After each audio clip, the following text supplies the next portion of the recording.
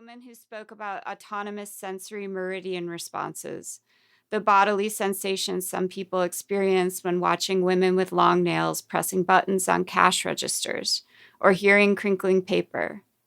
The speaking fee was $150. The event was held in a warehouse event space near the polluted Gowanus Canal. In preparation for my lecture about altered consciousness, I had made a digital slideshow on Google Slides. I titled my speech, How I Think About Drugs, which I typed out in 24-point black Arial font. I arrived early, then waited in the wings off stage, drinking a beer and watching Tao give his lecture, Specific Effects of Psychedelic Drugs on Me. The effects included advertisement for a Don DeLillo reading showing his face seemed like a powerful non sequitur.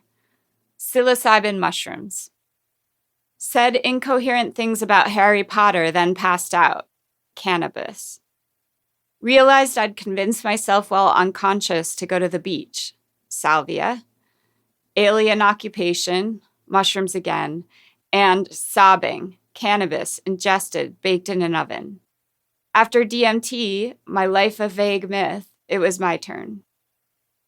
I began How I Think About Drugs with a slide showing an advertisement for an antidepressant. In the ad, a smiling blonde woman in a pink shirt poses with a beach behind her, as if she were out at sea on a boat. I'm ready to experience life, reads the text floating next to her head. I hadn't tried very many drugs before the age of 30, I explained, referencing the ad, because of my commitment to this single drug, the antidepressant called Wellbutrin. I took Wellbutrin, I said, continuing, from 2003 to 2004, and then again from 2006 to 2012. I started taking it the year after I graduated from college because I wanted to be as decisive and active as those I perceived to be more successful than me. Wellbutrin had an amphetamine-like effect. It confirmed my love of stimulants. On Wellbutrin, my hands shook slightly, I slept less, I ate less. The chemical in Wellbutrin, bupropion, is also used to help people quit smoking. It deactivates the part of the mind that craves small sources of chemical solace in the middle of the afternoon. My sweet tooth disappeared.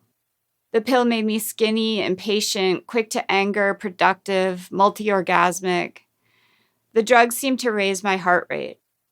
It made my body weak in a way that was unfamiliar. It made me dizzy. It made my ears ring. Its effect on me was immediate and tangible. I stopped crying on the subway. I could get out of bed in the morning. I could get all the same things done that the people around me were getting done. I turned forms in on time. I wrote emails. I made decisions. I avoided other drugs in the 7 years that I took Wellbutrin, I explained in my lecture, because I worried about interactions, but also because I had little interest in them. I switched to a slide with a collage made of photographs I had found on the internet.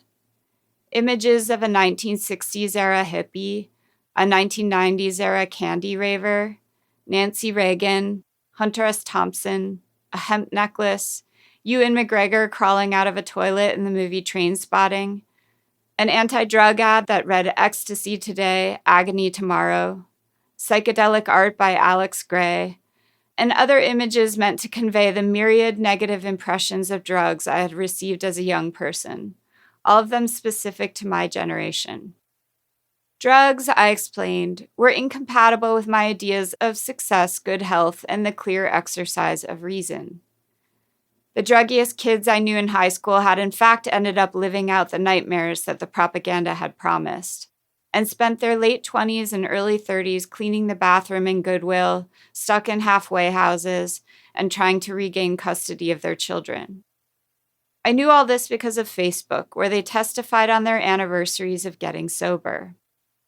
Addiction could generate a war within a person, a struggle of life and death, a storm of trauma and debasement, but one we had been taught to see as self-imposed. This could happen even to a person with every advantage in life, who has the good fortune to live without fear of poverty, hunger, fascism, bombs, drone warfare, or an especially dysfunctional family. In avoiding drugs, I thought I was avoiding that.